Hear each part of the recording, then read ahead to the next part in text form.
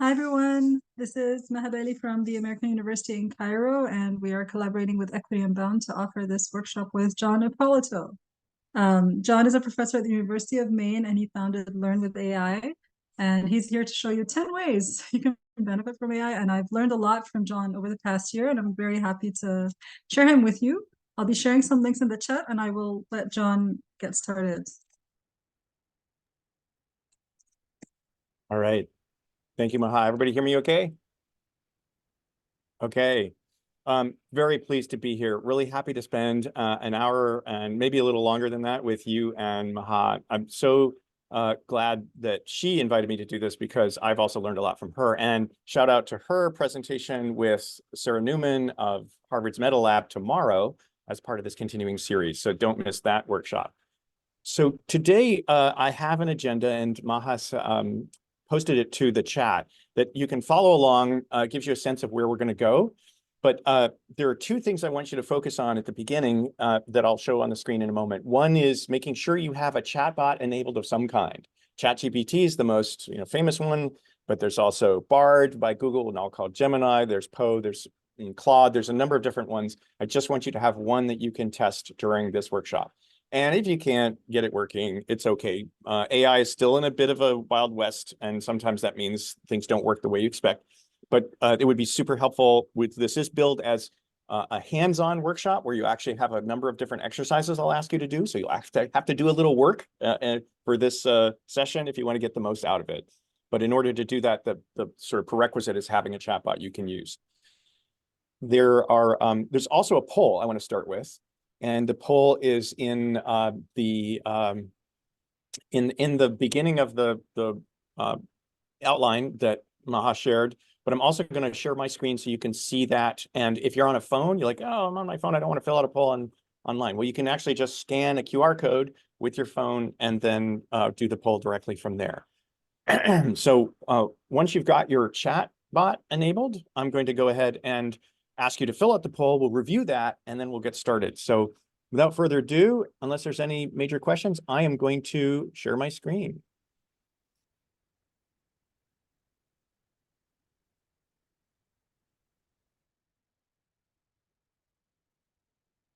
Okay, so you should be seeing a, let's see. You should be seeing the sort of two screens side by side. The first on the left has Learn with AI at the top, and it says 10 ways to try AI. And this is simply the same outline that I shared with you before.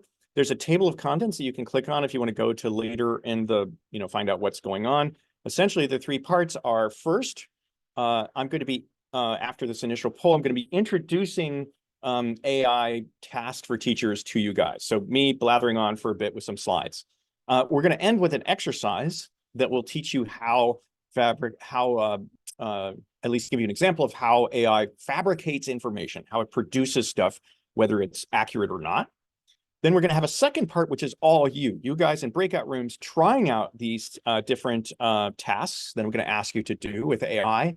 And then there will be a reporter who will summarize them. And then the final part is a discussion and a summarization of what you guys have learned. We'll rely a little bit on AI for that, see how it does, but most of that will be a final conversation. If you want to know more about me, you can click at the bottom for presenter information, but this is the protocol we're going to use. So the other thing I want you to do is on the right-hand side, or I should say, if I go to part one here, in addition to the recommended chatbots, you'll see the poll on uses of AI for education administration. If you go to that poll, you'll see something like this kind of screen over here on the right. And this QR code, if you're on a phone, you can go ahead and scan that, and it will take you to the initial screen of the poll. As soon as everybody is ready, we'll go ahead and start that poll. So I see there is a Q question. Share the outline again, please. If we could do that, that would be awesome. Okay. Or I'll keep posting it every few minutes. Yeah. So we need to obviously share over and over when people join in. Thank you for your help with that, Ma. So I'm going to go ahead and present the poll, and then we'll see, it'll take over my screen. Hopefully you'll see it and you'll see results in real time. So this should actually update on your computer or your phone. So everybody on there, if they clicked on that poll, should see something that looks like this. And I'm now going to go ahead and advance to the next screen where the first questions are. So you should see something on your screen that actually offers you the option to move sliders to sort of suggest whether you think it's like technically possible, and is it ethically responsible for teachers to use AI for these different tasks. This is not a quiz, there's no names being taken. Take your best guess. Don't worry about getting it right. All right, so we already have a number of answers. Wow. So we've got one person who strongly agrees with everything. Wow. Let's see. Someone asked a question already. AI in Egyptian schools can be done easily. That's a really good question. I'm going to save some of these questions for later, but I hope we'll be able to return to them. We will revisit the poll later. All right, so I'm looking at in real time, and I hope you're seeing this on your screen, the sort of results of the poll. It's sort of like a horse race. Brainstorming project ideas is out front, followed by, I'd say identify learning tools and brainstorming fun lesson introductions, kind of breathing down its neck. Generating practice questions is sort of up there. Critiquing an idea from diverse perspectives, not so much. And the same with explaining an obscure topic with popular media. That's kind of low on the poll there. Looks like we've got about 40 people participating so far. Let's give it a couple more seconds for people to rate all of these opinions. And again, you do not have to have any basis, or you're not going to be asked to argue your point. We're just trying to check to see how people see about this. Got over 100 people in the chats or in the Zoom right now, so let's see how many can contribute to this poll. If you joined late, there is a link to the poll from the outline that is in the chat, and also Maha helpfully linked to the poll directly. All right, so with about 65 people reporting, brainstorming is right up there. Strongly agree would be 5. We've got 4.5 basically. People are averaging that for brainstorming. They think that brainstorming is a good task for using AI. And I'm asking you to kind of make a double judgment here. Is it appropriate ethically, but also is it technically feasible? Like, is it going to work? Is it going to give you accurate or any results? That lead is holding steady with 75 people reporting. And diverse perspectives and popular media, like explaining an obscure topic with popular media, are kind of low there on the totem pole. We've got three out of 5 basically. So still not objecting to this, but there's more uncertainty and maybe doubt that those would be appropriate tasks for AI to do in the classroom.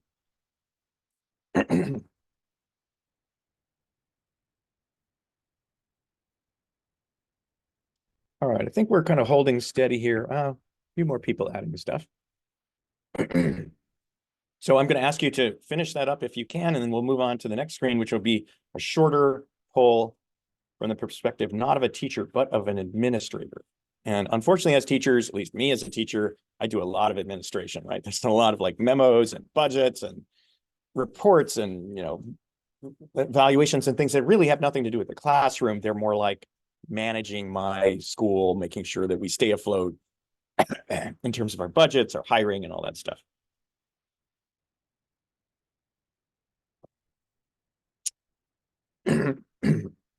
All right, we're at 80. So I think I'm going to jump ahead to the next screen and give you guys an opportunity to just answer some questions about administration. So you should now see your screen change to ask just 2 questions.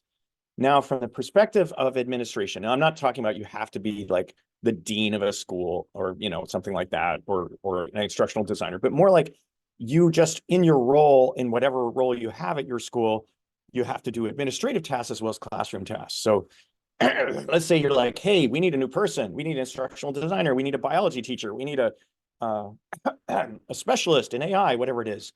I find that a lot of organizations that are understaffed don't have the kind of bandwidth mentally or time to write up, a request for staff? Could AI help you with that? Is that an appropriate use? What about listing the qualifications for that position, like what that person would need? You're writing an ad. Would you lean on AI to help you write the ad? Those are two administrative questions that this poll is asking. You got some water? Yeah, that's good. Yeah. Wanted to make sure you had some beside you. How could we Okay. invite a speaker and not bring them water? Yeah, so with 62 people, so people at least feel a little less maybe sanguine about this, right? I mean, the previous session we had high fours, like 4.5 or above for the most common, most popular tasks, and maybe back to 3.5 for the less sort of people with less comfortable using AI for that. Here we're on the low end, right? So with the administrative tasks of something as sensitive as like writing a position description, getting help with that, or arguing for a position and so forth, people feel like there's less kind of support for that overall.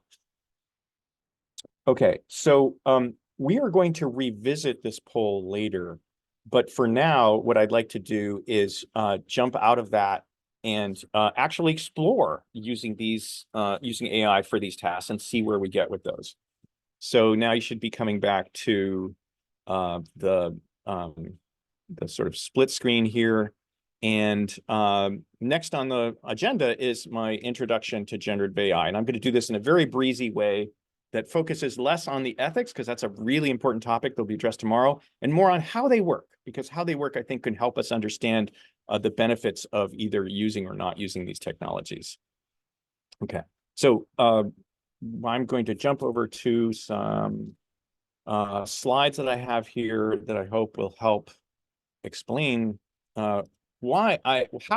what I think you need to know about generative AI and how that can influence your decisions about what to do, as well as some very practical advice on like, hey, how do I prompt these things to get the best answers? So everybody should see a dog and a brain. And I'm going to go ahead and march through how generative AI works in a nutshell.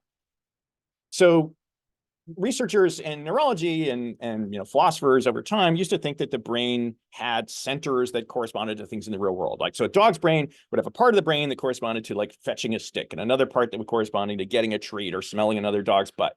But in fact, that's not how the brain works. Research suggests that brains are actually not compartmentalized and by topic, but are this complicated neural network of cells that are all interconnected in very complex ways. And there's really no way to sort of parse out, well, this part has to do with, having food, and this part has to do with, being pet by your owner. Instead, the emergent properties like those are somehow embodied in this incredibly complex network. This is an actual sort of mapping of a mouse's brain that, as you can see, is an incredibly intricate network. So when AI developers first began trying to imitate the brain, they started by, well, they're writing it in software. Let's write the way we write software, which is a series of sort of logical statements that come to a conclusion, if-then statements, if this, then that.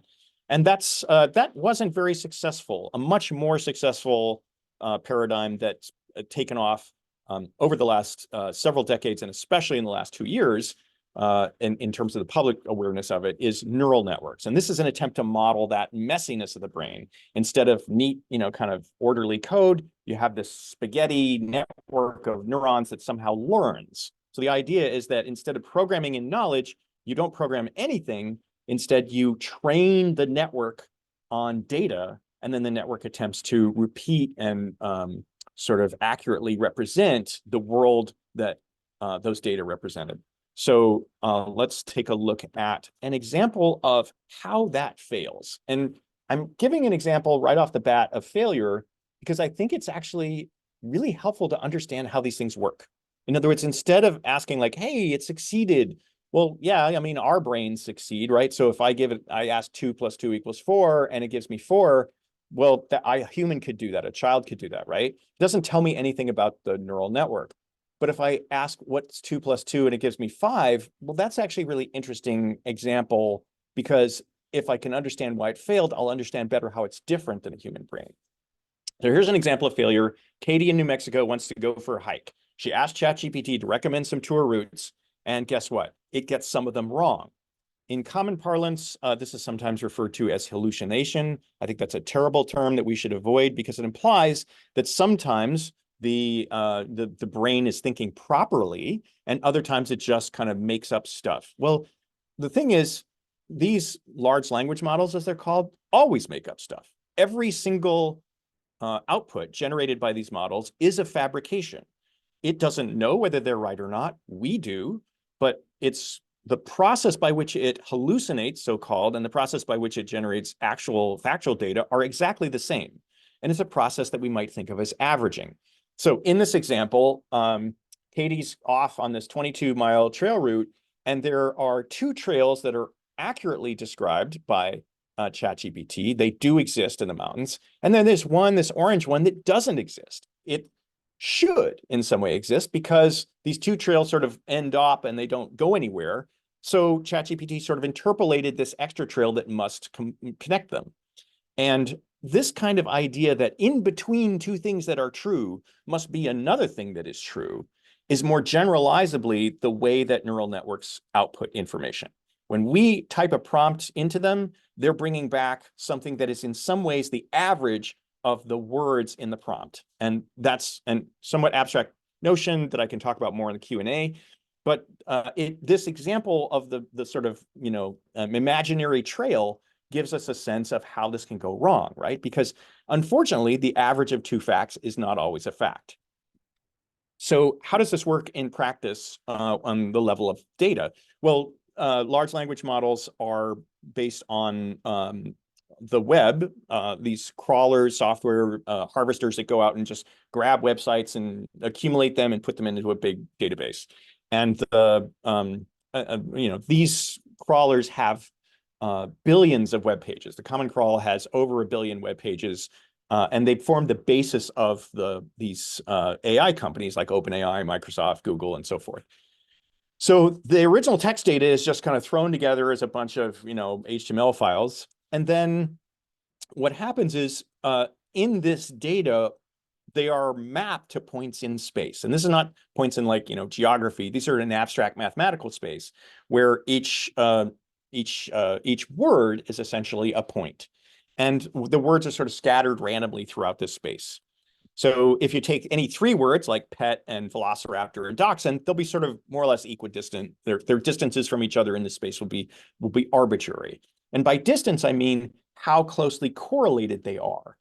When we do the training data, though, we'll notice that in the actual websites, well, you see the word pet dachshund more often in combination than you see pet velociraptor. Like that's pretty rare. So the training, what it essentially does is take all of these points and moves words that are closer related in terms of their correlation in the training data together.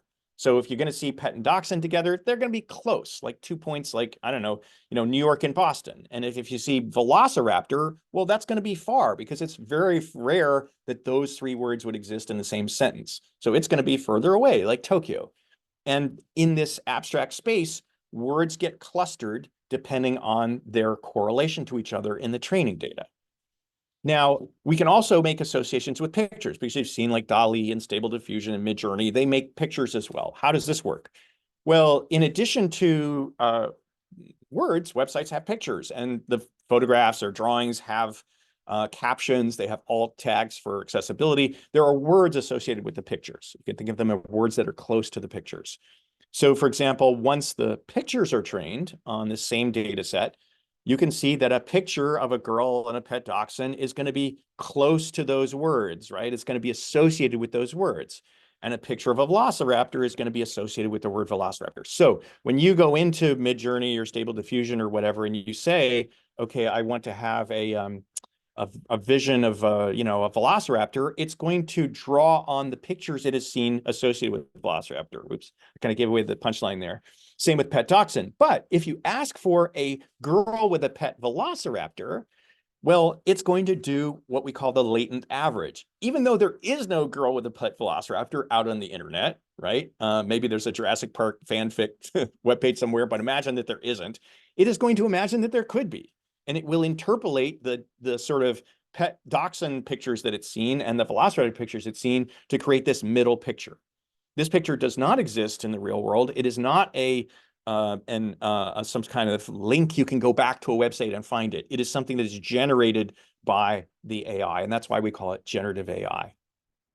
Okay, so what do we do about this? Well, in the classroom, we have this problem, right? Because students could use this stuff to, plagiarize. They could use it and get incorrect results.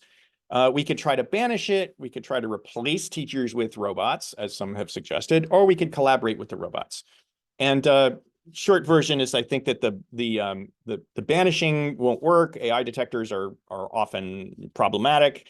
The replacing isn't a good idea because people need human contact. So we're up to collaboration. And that's mostly because when we're preparing students for the world, they're going out into the world in which AI is going to be almost certainly a major factor.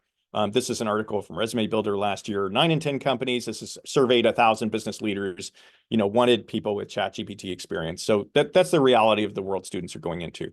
Again, I'm kind of leaving out a lot of ethical questions here. I'm sure they'll be brought up tomorrow. Please visit tomorrow's lecture because they are very important. I'm focused a little bit more on some way that you can decide when or when not to use this and how to use it if you choose to. So a common framework that people describe for whether to use AI is it high stakes or low stakes? Like, is it an exam that's going to determine the student's grade, or it's like a brainstorming exercise? It doesn't really matter. So I understand why this would be a rubric that people would use to kind of decide whether to use AI in the classroom. I think it's wrong. The reason I think it's wrong is that there are plenty of high stakes problems for which AI is actually a really good solution. An example would be cancer diagnosis. As we'll see, there are examples where in healthcare, AI can make a very important contribution to improving quality of life. And yet we would say, well, just kind of whether you live or die, that's really important. So that is a high stakes problem where AI is actually kind of helpful. Well, are there low stakes situations where AI isn't helpful? Like, why wouldn't I always use it?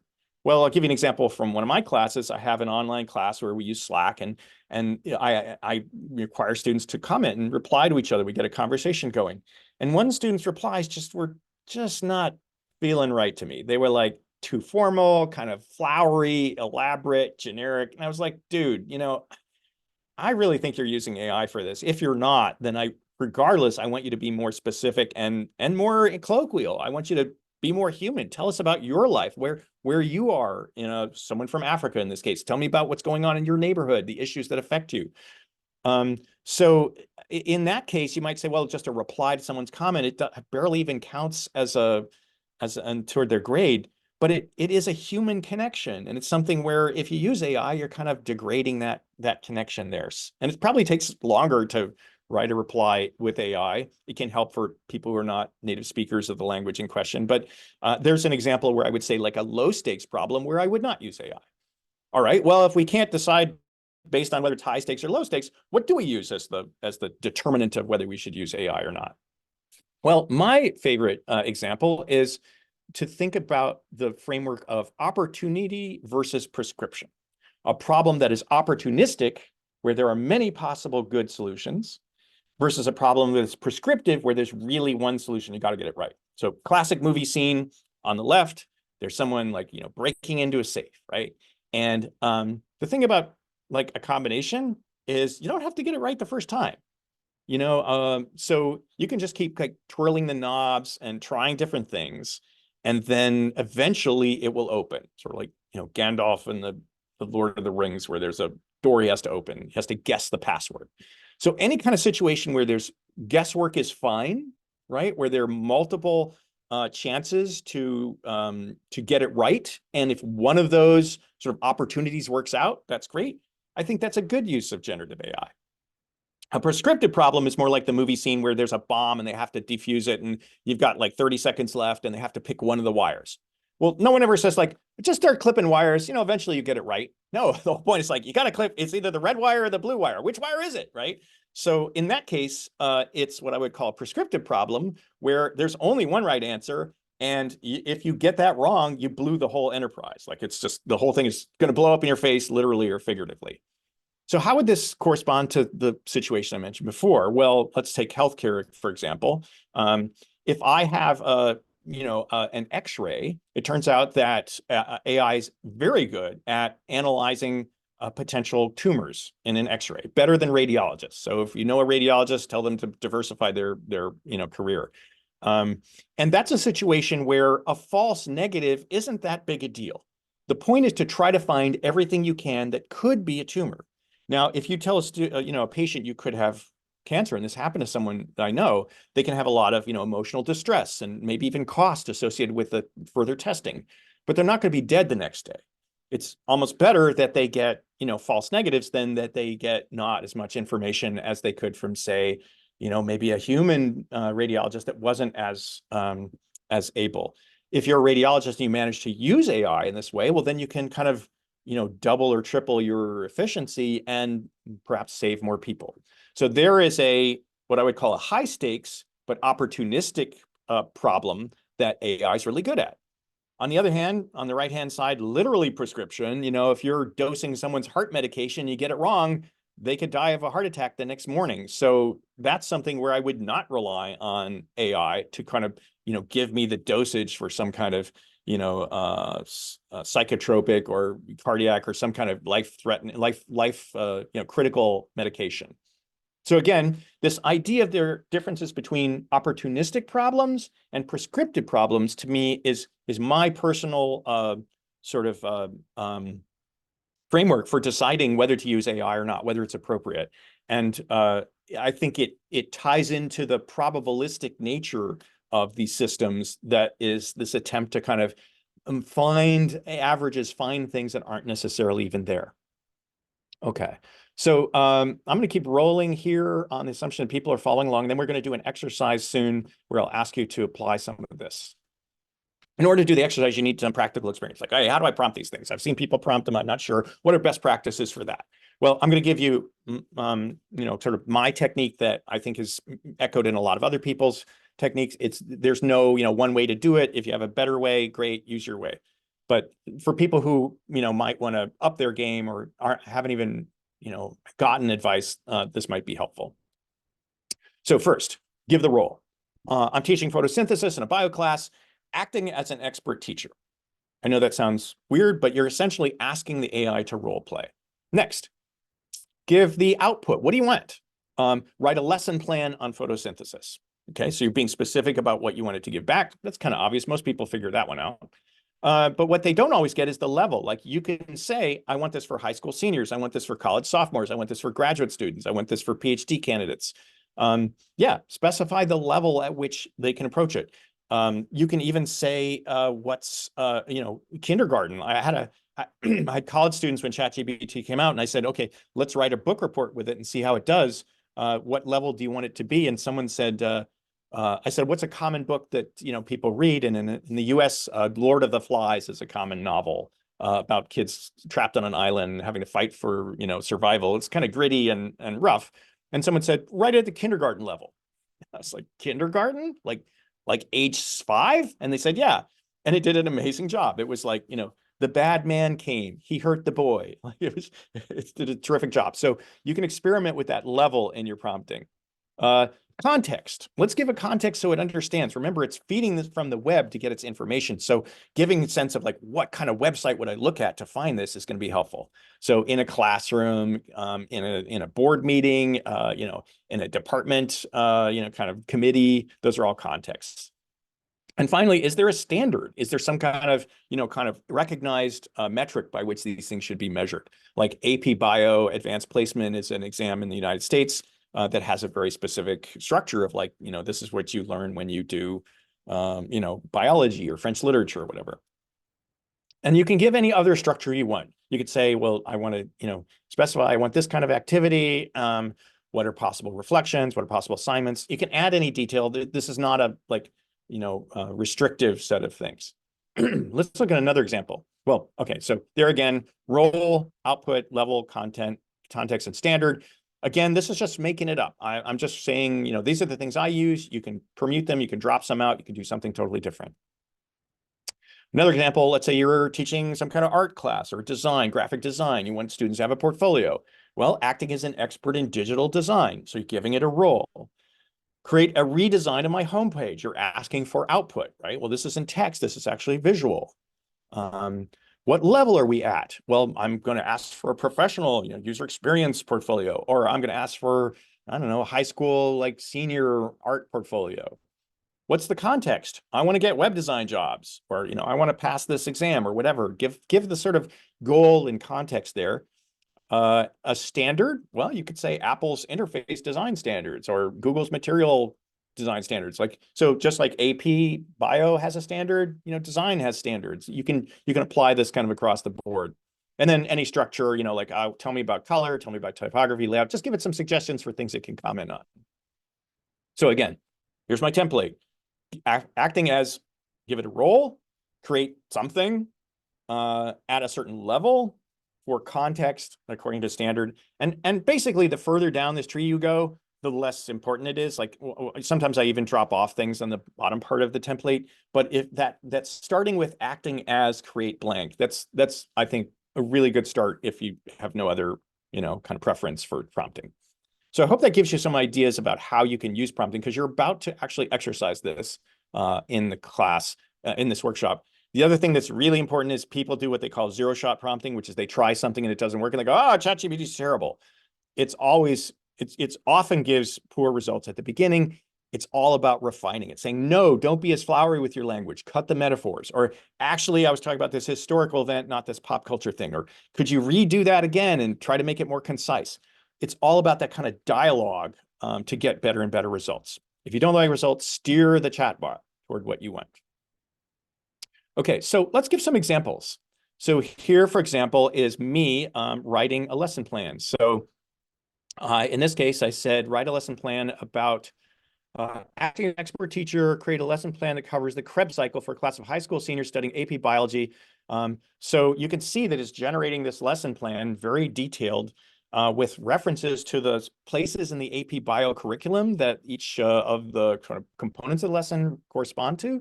I thought that this was going to be really generic, and it turned out to be really kind of neat. There's a point where you work with index cards to model the process.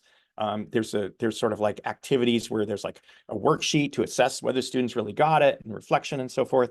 And I'm not a bio teacher, so I wasn't sure like whether this was any good, but there was a bio teacher in the workshop where I gave this, and she said, this is an excellent like AP bio class.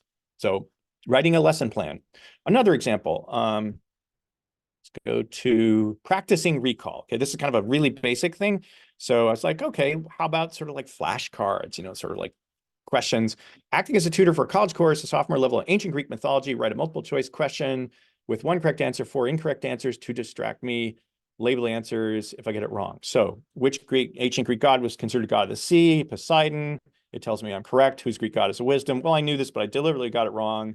Oh, I think it's Artemis. Okay. So incorrect. Artemis is the goddess of the hunt, wild animals, and wisdom. No, it's really Athena. So essentially, this is kind of a series of endless sort of randomly generated questions on a topic that I can get the right answer for right there in real time. And I can pursue it as long as I want. And if I want, I can set it so the questions get harder or easier depending on whether I'm succeeding or failing at the task.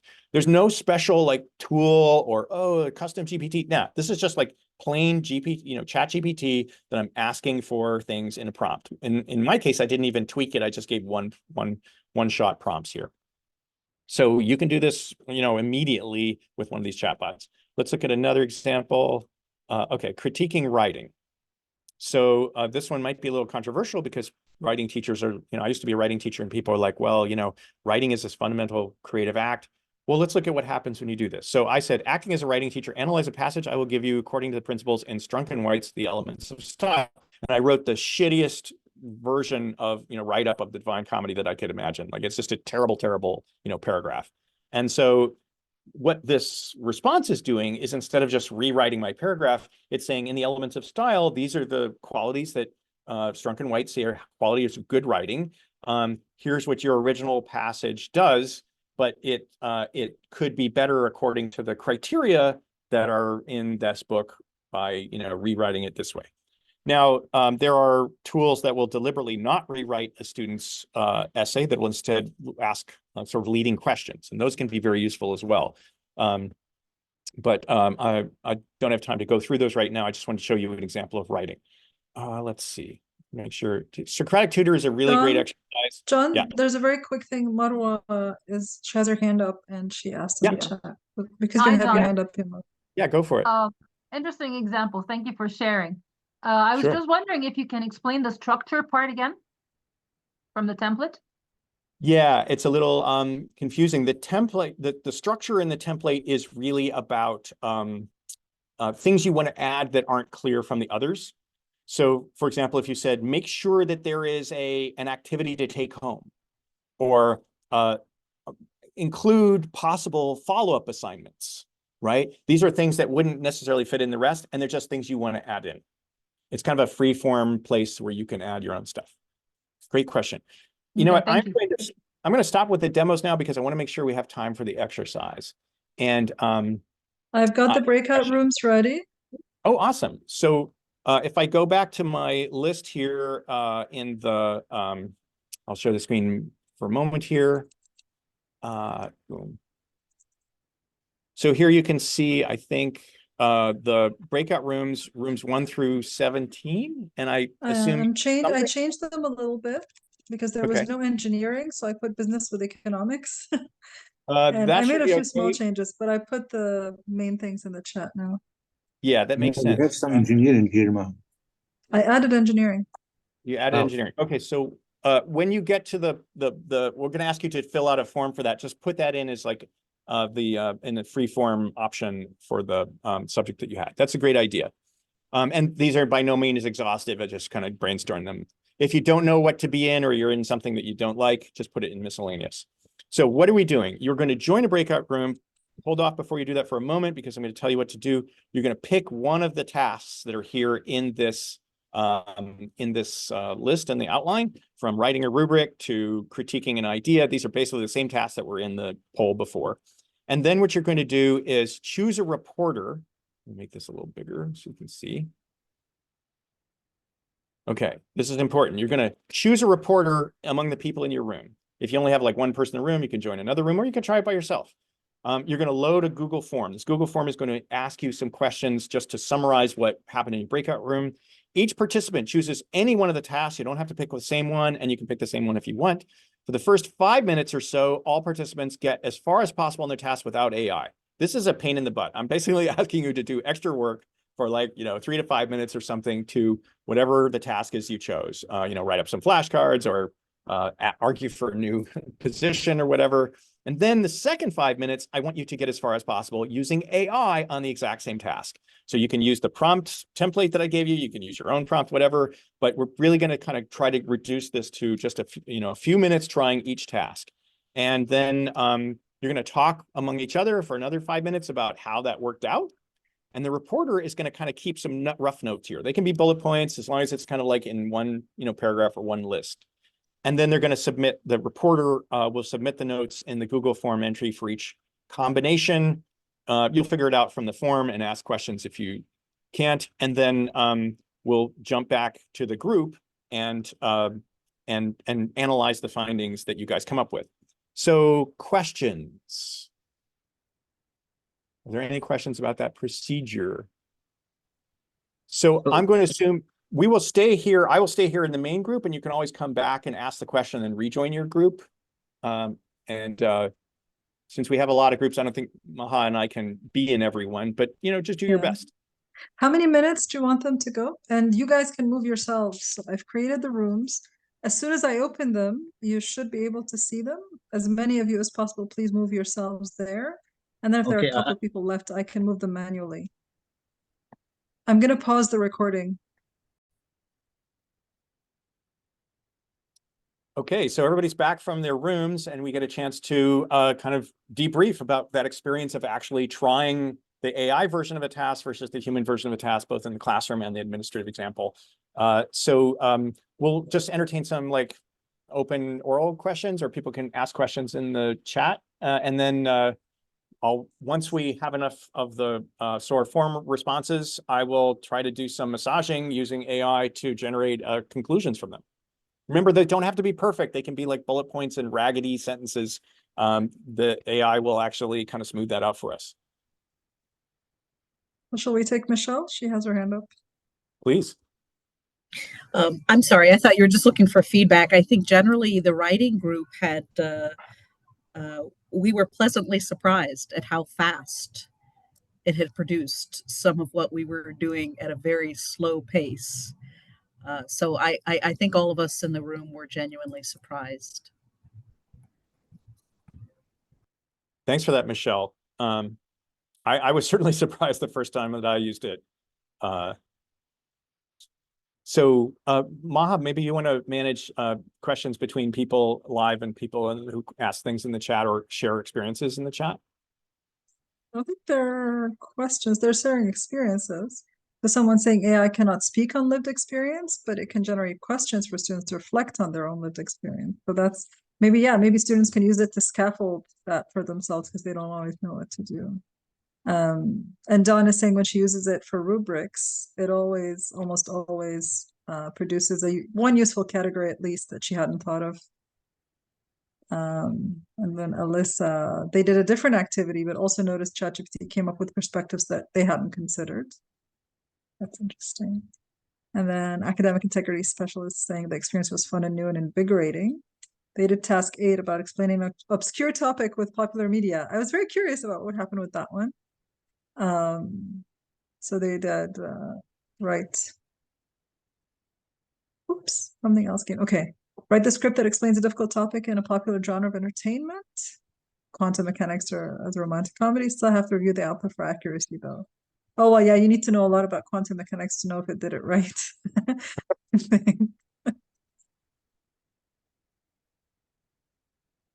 Oh, interesting. Cassandra's saying it suggested a different example from popular media that might work better for students. So maybe it got stuck, but it went in a different direction. Layla's saying it did an excellent job in just a few seconds developing a job ad for a faculty in governance and policy. What do I say? I'm assuming that you're copying these so that you can do your AI thing with them, John. Well, actually, I was just hoping they would make it into the form. Excel, the sort of form. Yeah. Form. If we want, we can do that right now. I can try to generate the AI. Just I'm really interested to hear these like particular people's, personal perspective. Does anyone want to share out loud? I'm reading what's in the chat, but if someone wants to share out loud. Muhammad is saying that he can find what they asked AI to do in the 10 options in the list. It's okay if you asked it to do something else. All right, so Anne wants to share something and Alyssa wants. So Anne, you want to go first? Sure. I thought my idea that I came up with was pretty good. It was adult learners have to learn how to use educational technology, and they're always terrified of Excel and think there's no use for Excel. So I thought, okay, well, what if you had to administer the Squid Game and you had to keep track of all of that data? And I didn't think that, oh, the Squid Game is kind of anxiety producing. So they're already anxiety induced with Excel. So I used Bing, and Bing suggested a scenario with The Bachelor, which was more fun and entertaining, and I think would be a little bit more approachable for the adult learners who are terrified of Excel. And less likely to lose your life in some terrifyingly violent way. That's a great example. Alyssa. So I did also put this in the Google form, but we decided to, I think it was number 7, critique something from multiple perspectives and kind of meta, but we decided to critique banning AI in the writing classroom. We are mainly writing instructors. And so when we were brainstorming, we pretty much just got the list of different perspectives we were thinking of. And our perspectives were informed by our experience, like the perspective of a non-native speaker student, the perspective of a student with disability, the perspective of parents, which for us at AUC, where most of our students are still living with their parents and are financed by their parents, is important. And then when we asked ChatGPT, their perspectives were very different because they didn't have some of the nuance that we had in ours, but then they opened up to like a wider range of perspectives outside of just the academic or the university ecosystem we were thinking about. So they were thinking about industry, they were thinking on an economic, like, a macroeconomic perspective, things we hadn't seen. So I felt like sort of combining both of them together was really useful.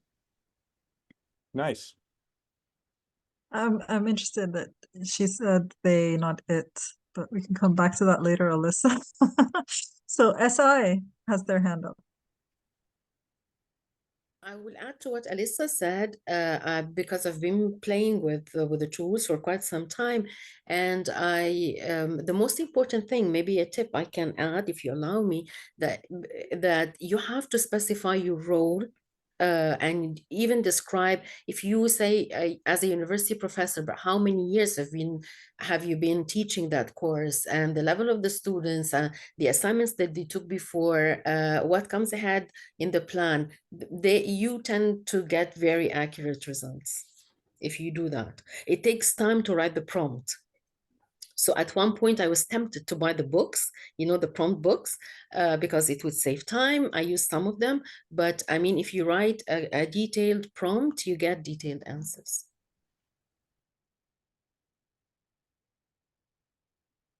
Yeah. I think that's sort of, John, you were saying earlier, when you just, the first time it doesn't give you what you want, you got to keep trying, right? Absolutely. And, it's one of those things where people will try it once and it won't work, and they don't realize that the people who get good results, especially with images, I mean, talk about images and code and so forth. I'm constantly like asking it to refine and do a better job. And there are even examples where it'll say, I can't do that. And then you say, oh, pretty please, someone's going to die if you don't, or I'll give you a tip if you do, and it does a better job. So there are really key things. Oh yeah, totally. It works with pleading. So Rose Yeah. is saying something very interesting here, and then I'll come to Muhammad. And she's saying the Uppo was really fast and detailed, covered topics I hadn't thought of, but when she read closer, it's evident that the realism of the solution proposed was very lacking. I think she probably wrote what the question was earlier, but I need to scroll I up. didn't share it in the chat, but in general, what I did was I tried to put in details. I really appreciate that structure you gave, John. It really helped. I've never used that particular structure before, so I discovered that it's fast. It triggers your mind because it proposes things that you don't think of. But when you really look at it, if it's an obscure topic, which is what we did, it's obscure. It just doesn't have the stuff out there to make it real. And so while what is produced looks really complex and detailed and proper formatted and everything, but the thing, it's hallucinogenic. I mean, it's just hallucinogenic. It's I not love real. that. That's new, hallucinogenic, right? Hallucinogenic. Yeah. Funny. Beyond I mean, hallucination. So I'd like to actually, if I could sort of steer us a little bit toward doing the AI synthesis now. I still want to have this conversation. Like I'll go on at length with hearing people because it's really helpful for me. But I thought this might be a good point to sort of, I didn't have time for this exercise, but something that that when it's trying to answer an obscure topic, it's, as people have described it, as like an intern that really wants to please you, right? So it's really working hard to succeed. And sometimes that can lead to errors. So as an example, let me just, if I can share my screen real quick. I did this as a model because I thought we might not be enough time. This is a exercise I sometimes give students called connecting random things. And the idea is you pick one thing from list A and one thing from list B at total random. Try to pick things that have no connection to each other, like kazoos and the Fibonacci sequence, or, Billie Eilish and quantum mechanics, or whatever it might be. And then you ask ChatGPT to just relate them. And all you say is, what is the connection between? So on the right-hand side, I just did this morning. What's the connection between Taylor Swift and the Big Bang? And it goes on and it says, there might be metaphorical or lyrical references. She's known for using vivid imageries, describing emotions or significant effects. She could have used the concept of Big Bang to mean something impactful. Also her statements touch upon themes of creation beginnings. In other words, it's basically generating this kind of BS that would happen if you ask someone who is like really glib to kind of make a connection that isn't really there. And it's really funny. Sometimes it does things like, mythical beasts like the Yeti and how that has to do with quantum entanglement. And it's actually a fun exercise, not just because it's funny to see how it comes up with these things, but also because it illustrates this idea of averaging, the idea that between two facts, the average is not necessarily a fact, but it's going to try to answer your question anyway most of the time. So the other thing I wanted to try, and this might or might not work, is the sort of toward the end here, in addition to the freeform perspective, I have this kind of asking ChatGPT to actually analyze the findings. So what I've done is I've written some prompts here that say, acting as an academic researcher, studying the efficacy of generative AI in higher ed, you've organized this experiment. So it's basically saying what happened in this class or in this session. And I'm saying that I'm going to paste in the feedback received and I want you to analyze it. So I'm going to try this in real time. We'll see what happens. I've got ChatGPT with testing off on the right. So there's this won't leak out in theory. And the results are anonymized, so no one's name will be associated. So I'm going to go ahead and paste this in. This sort of prompt that I already wrote that essentially says, we just ran this test and people went in breakout groups. Can you help us analyze? And it says, yeah, paste the list of the 10 tasks. Okay, so here I need my list of 10 tasks from up here. So I'm copying the tasks that are in the list here, and I'm pasting them in to my right. So get to the bottom, send. So now it's seen all the 10 tasks that you guys had to look at. It says, thank you for providing the task. Now share the feedback data. Now what I did is I took the information from the Google sheet, basically the Google form, exported it as tab separated data. And I'm going to paste that in, which is a total mess. You can see that it's just kind of like this gobbledygook that happens to include the data, but it's not very easy for a human to read. And I'm just sticking that in there and seeing what it can do. So here are the results it gives me. So analyzing the feedback, common themes, AI strengths, efficiency and time saving. And it gives quotes from the people, like in writing. Someone says, works like magic, saves loads of time. Science helps to know how to write a prompt. The efficiency is also noted here. Creativity and idea generation, comprehensive coverage. And then human strengths, depth and nuance, specificity and contextual understanding. And I asked it to pull out peculiars because sometimes it can be too generic. So lack of specificity in journalism, unnatural suggestions. I love that one. Unnatural is a good way to describe an artificial intelligence, I guess. Time consuming, healthcare, time consuming to complete. Those are human limitations. Surprising, people were surprised at sort of the big picture perspective, idea refinement. So you can see that like in a matter of seconds, I've taken all what you guys did from this breakout rooms and sort of created a little report based on it. And I want to go a little further and live dangerously, why not? And see if it can generate some kind of chart. Can it create something that is actually a kind of summary in chart form of this? And so I wrote a little prompt here that says, now acting as a data visualization specialist, imagine a chart that might be helpful. And I gave it a couple little instructions here. Let's see what it does with that. And in theory, this will actually produce a picture of this whole conversation. So let's find out. Oops, because it did go through. And in order to do this, it's going to be, quote, analyzing. And what analyzing does is it uses a kind of a plugin that comes along with code with ChatGPT. And I should say I'm using GPT-4 here, the more advanced version, and essentially writes a script to help it understand what's going on. Typically, that script is in Python. And if you click, you can see it's writing the script to kind of figure out how to visualize this information in a bar chart. I've listed most of the prompts in the outline, which is publicly available if you ever want to use this, in the future for your own purposes, like a faculty meeting, whatever. Okay, here's the chart. Double bar chart visualizes a comparison of qualities, blah, blah, blah. From the chart, we observe AI is more frequently associated with qualitative efficiency, speed, and creativity.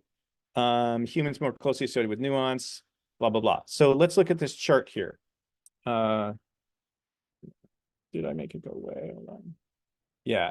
Can you guys see that chart okay? Yeah. Yeah.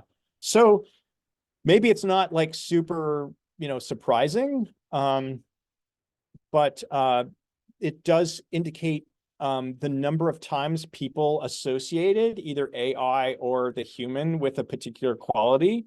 And something that I think is really, interesting is always when something emerges that I don't expect. And one example, for example, is creativity, right? So in our particular little experiment, there was double the number of times that people said the AI was creative versus the human was creative, and maybe that's self-deprecation, like people don't want to call themselves creative. But, I think that's kind of an interesting thing. Of course, nuance, humans really beat the AI dramatically on that score. But, the point is not that this is like a generic or a generalizable research that we should apply to everything now. It's more like you can use these tools also to do the kind of meta assessment that we've tried to do in this session. So, yeah, what I'd like to do, I'd like to entertain more questions and comments, but first maybe we could do the poll one more time and we could see how people have reacted to that if we're up for that. So what I'd like to do is actually go back to the sort of Menti poll that we had before. You can see at the bottom here we're at the point in the presentation where it says revisit poll. So if you actually, what I'm going to do now is I'm going to, let's see, I am going to do just a couple of things here to save the data that we had before so it doesn't get lost. So I'm going to view results. And again, these are anonymized. Download PDF. So here is sort of a PDF with the results. That's all I really need. And that way we won't lose your initial results of the poll, which are here. And then I'm going to go back and reset the results so that we can take the poll again and see what happens. And I think manage results, reset results, boom. Okay. And now you should be able to take the poll again. So again, I would invite you to click on the link. There's a link right here in the outline. Maybe Maha can add that to the chat again, or if you're on your phone, Already you can in the chat. code. It's already in the chat. She's way ahead of me. So you can also use the QR code on the right, and you're basically just doing the exact same poll, only now we've had this experience. Has your opinion changed about those things? And I need to start the poll, sorry. Present. And so see if, you've decided that it's better or worse than any of the qualities that that we looked at before.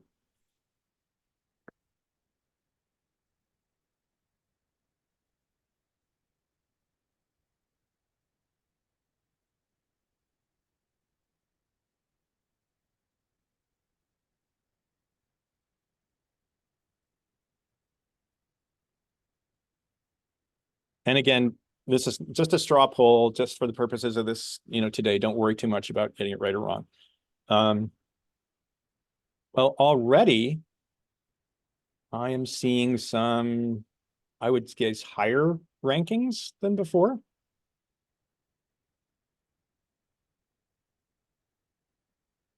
I think before we were from about 3.5 to 4.5-ish.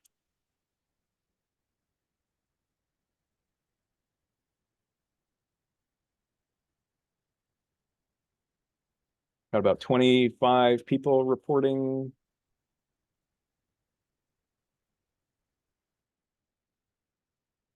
Interesting. And again, don't spend too much time on it, but I do want to see if we have differences overall.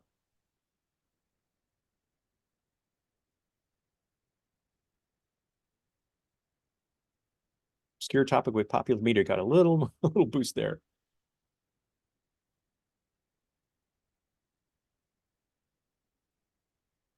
All right, so try to finish that up, because I do want to make more time for questions at the very end.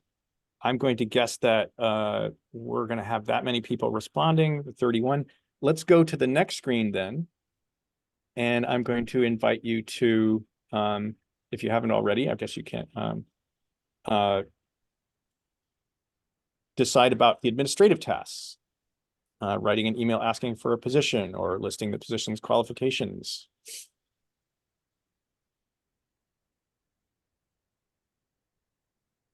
20 people so far responding. Oh, that was a big jump.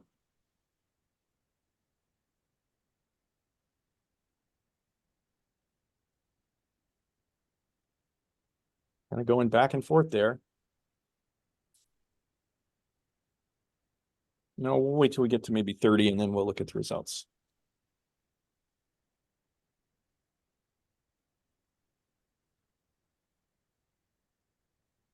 All right, we're at 31, 32, okay.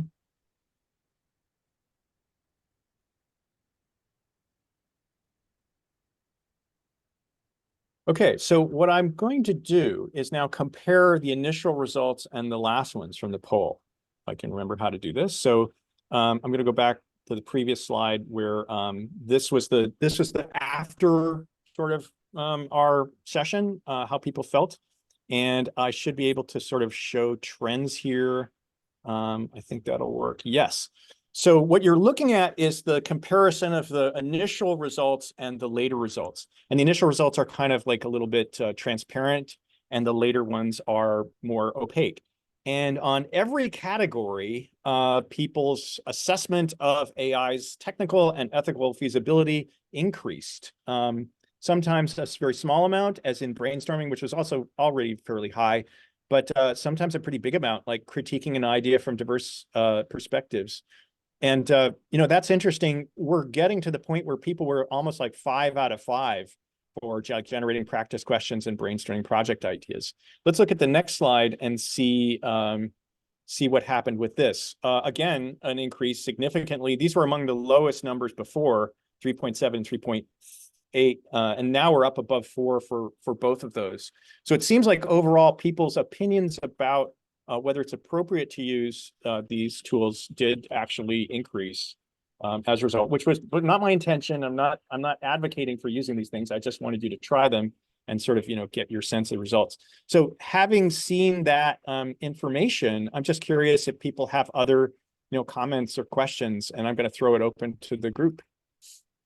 There's a question that's been up for a while from Iman on copying and pasting tables or charts from ChatGPT into Word documents. I tend to copy them into Google Docs and they work fine. And if it's from Bard, then you can just automatically export it into Bard or Gemini. But do you have any tips on this? I don't know if... So I'm a bit of a sort of fussy visualization guy, so I tend to copy the code actually, and then run that locally, and then, you know, kind of tweak it. So let's say, for example, it gave me an HTML file. You can ask it to deliver it as an HTML file, and then if you see the colors in CSS, you can change them to the way you want them. So that's just a little bit more fine-grained approach, but whatever works. Yeah, you can even screenshot it.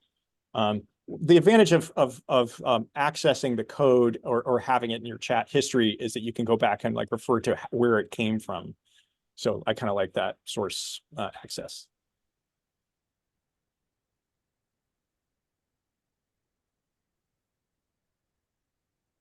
All right, I'm really interested in the comments in the chat about overvaluing Gen AI's creativity, which is very interesting to me that in that chart, the creativity was very high. In hegemonic neocolonial knowledge production. And that's really interesting conversation. I think that will definitely come up in tomorrow's workshop. So it was not the subject of this one, but I'm happy to talk about it if you guys want, because, you know, the ethical concerns are very foremost in my mind as well.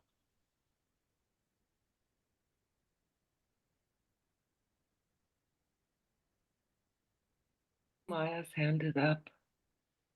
So Maya, do you want to go ahead? Thanks, Viv. Yes, I have a question. As we usually tell students, ethically they have to be transparent to tell us that they have used ChatGPT while they submitted whatever assessment. I guess we have to think the same way around. If we're going to use ChatGPT in improving the way we make an assessment for them, presenting the rubrics and so forth, shouldn't we be transparent as well and tell them that it was like collaborative work between me and the generative AI tool presenting you that work? Oh, brilliant point. I really am glad that you mentioned that, because it should have come up and I didn't mention it. There is a proposal, I think it's College Unbound. Is that Lance Cummings? Lance Eaton. Lance Eaton. Thank you. Yeah, Lance Eaton. And his proposal was that this was I believe document that was jointly produced with students' input, but one of the provisions, if I remember right, was that whatever percentage you allow yourself to use AI in lesson planning and instruction, you should allow students the same. So if students are only allowed 20%, you're only allowed 20%. If they're allowed 50%, then you can use 50%. And I thought that was a pretty equitable suggestion. Can I share some lines from a slide that I give students about using AI in their projects, and you guys tell me what you think? Yeah, please get in. Right. I gave them these instructions basically for projects. This is an information systems design project, and they're supposed to generate some ideas for requirements and needs. And I said, wow. use them, but blah blah blah blah. I like that.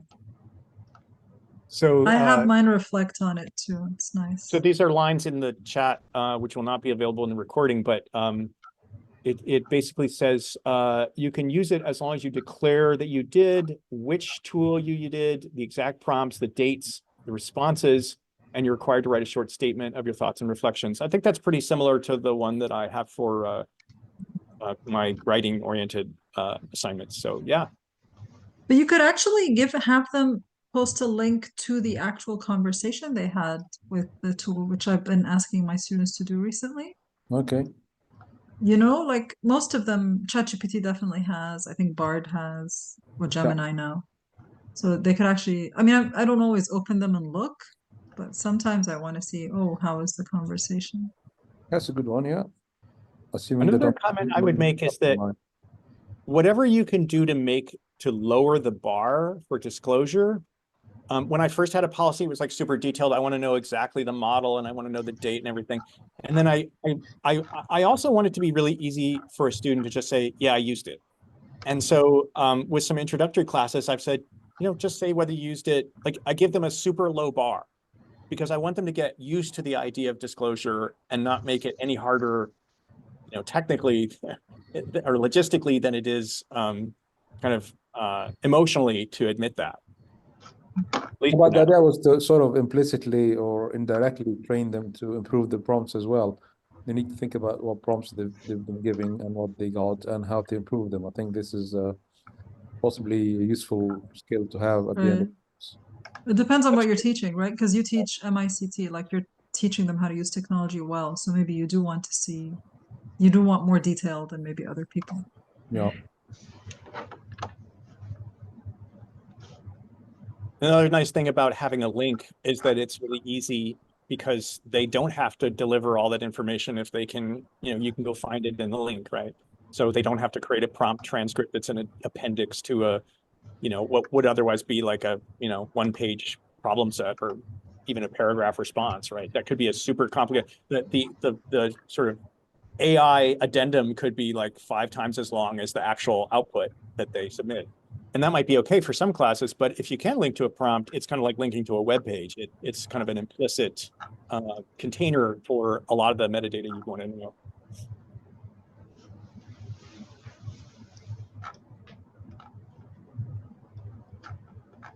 Okay, we're coming up on the hour.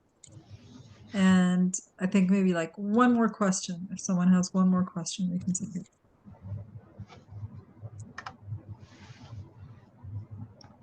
Can I ask something, if I may? Yes. Well, actually, right now there are a lot of AI tools generating like text to videos, text even to 3D, because our work is dealing with like creating 3D models. So what do you think about these issues? I mean, in the assignments, because creating 3Ds, creating images, it's too difficult to tackle with the students. I mean, you cannot prove anything. I mean, if they said this is their own, that's going to be. What do you think? How to overcome this problem? Not for the text, no. I mean, the videos, 3Ds, and all visual aspects, other visual aspects. That's a tough one. I think that right now, image detection and to some extent 3D is still crude enough that you can almost always spot something that is AI generated, but not always. And it's especially with particular kinds of things that people have trained AI in detail on, like human faces, it's almost impossible in those specific cases to check.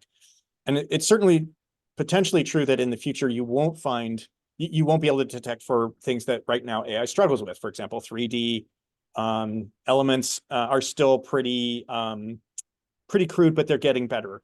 I should say before we close out that if you're interested in learning more about aspects of AI that we didn't touch on today, in addition to tomorrow's webinar, they're Learning with AI is a toolkit with over 300 crowdsourced resources like articles, videos, assignment ideas, speakers, past events. And among the past events are, for example, an entire one on AI and 3D, like by a guy at Dartmouth who talks about how his lab, which creates virtual and augmented reality experiences, has been keeping up with how AI has affected the world of virtual immersive environments and game environments and so forth. But to the larger question of how you would, kind of deal with these things, I think that it depends very much on the context. If you're in an art class, honestly, I think that the generated images from Midjourney and the like would do very poorly in that kind of class, not because they're not slick and photorealistic, but because they're not good art. Design is a bit harder. For example, if you were in logo design, I think that the ability to create logos is very strong right now with the current suites of tools. But the ability to create something like a web design is not. In the world of these classes that I've been involved in, those kind of more creative, visual, often exploratory classes, the process is very important. So getting feedback and modifying what you have is essential to, say, for example, a class in web design. And if the generated process the student is using is AI, they're still going to need to get feedback either from fellow students or from instructors, and that building that into a class environment, I think, is really key. I don't worry about it in my classes because I use a flipped classroom where lectures are sort of like offline and videos, and in the classroom we actually do the work. So I'm there with students as they're building their projects, and they're constantly getting feedback from each other and help from the professor and TA and so forth. I think that flipped classroom model, for some of us, that was something we had to jump to during the pandemic. But in the world of AI, it's kind of like a second pandemic. It really requires us in some way to improve the style of our teaching so that we're much more active in the classroom. And that makes, whether we're asking students to use or not use AI tools, it means that human to human process rises to the fore. So that would be my sort of short-term answer to what do we do about the increasing proliferation of creative uses of AI. Thank you very much. Yes, I share your point of view about the process. It's always the essence of the thing is not just the final product. So thank you very much. Yes. So lots of people are saying thank you for an excellent session, for the interaction, for learning a lot from you, John. Thank you so much. There is one more question if you want. If you have a minute. People thinking about two different people asking about disabilities, neurodiversity. Have you done any work on this? Like how well or how to? It is not a specialty of mine, but there are some resources specifically on neurodiversity and also on disabilities in Learning with AI toolkit. So you can look up articles and studies people have done in the past. The things that come to mind are that people who have dyslexia and other challenges to writing fluid prose can actually get a nice boost from using chatbots to kind of clean up their writing. So it essentially becomes like an automatic proofreader who, we might think of as an assistive technology for someone who has challenges with, concentration or with spelling and that sort of thing. On the flip side, studies have suggested that people who are neurodivergent are higher at risk for being false positives in flagged with detection software like Turnitin. So if we insist on using these detectors for AI, we are more likely to be unfair to students who don't follow the kind of, normative models of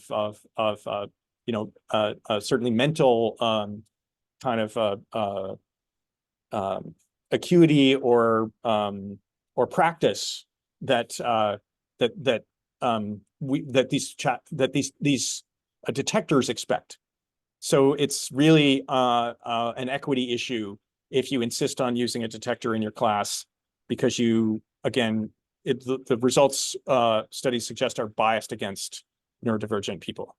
And Not non-native to- speakers, as Yeah. Anastasia, I think is how you say her name. Sorry if I said it Exactly. wrong. Yeah, there's Okay, a whole Rose, you have a suite question? Then we really demographic. have to let John go and have his day, but we'll take Rose's question because she It's must be in line utterly. with the equity topic that you're talking about. I mean, you mentioned about people who have disabilities, but my question is, in the same technology evolution that we've seen in the past, when a new technology comes in, eventually you have a huge divide between the haves and the have-nots. So there's going to come a point where the haves will be people who know how to use and leverage AI in a way that is actually useful and functional. And then you've got people who are still not quite there, or never picked up the skill, or don't even realize the problems that come with it. My question to you is, how long do we have before this divide becomes a bigger issue than just an academic discussion? Right now, it's an academic, discussion. Oh, you've got people who don't use it right, but at what point do you think it's going to be a major disaster that the world is divided into, people who are using it so intuitively that it becomes the norm, but then you've got the rest of the world who are left behind? So I think that that disaster has already happened. We're just not conscious of it. And honestly, even though I'm a fierce critic of many of these companies, I think their practices are shady, and there's extraction, exploitation, and bias endemic to the models. The sort of guardrails they try to slap on to make them better are just band-aids. So I'm very critical of that aspect of their comportment. But in terms of providing access, I think actually things have improved dramatically over the last couple of years. So before OpenAI released ChatGPT, there was no sort of familiar interface through which people could access a large language model. But that doesn't mean they didn't exist. They were behind the scenes being used without our knowledge in contexts where we weren't even aware of the bias. So a classic example is resume screening, right? So when you apply to a job at a big firm or a company, whatnot, at least in the United States, they're almost certainly using some form of AI to sort through the resumes and kind of share a subset of them with the hiring manager, or at least rank them, and often indicate sort of like the reasons for why this person would be qualified for the position. And as an applicant to a job, you don't know that this AI is going to be scanning your resume for certain terms, or doing the kinds of things that an AI can do without actually that human contact, a human who can see someone's potential that an AI could not. And then I think one of the funniest cases was this firm that created this kind of software did an internal audit to see, hey, are there any blind spots in our resume screeners? And they found this strange anomalies. Like in one case, there was a real bump in your likelihood to get an interview if two things were true. One is you played high school lacrosse, and second is your name was Jared. Like, what kind of equitable world is that, right? So although I have many problems with OpenAI, I do give them credit for exposing this software to the rest of the world, so we can all at least play with it and see its promise and perils, rather than have it operating in the background as it has been for years. Thank you for sharing your opinion on that. Thanks for the question. Thank you, John. Okay, we're gonna let you go. We're gonna let you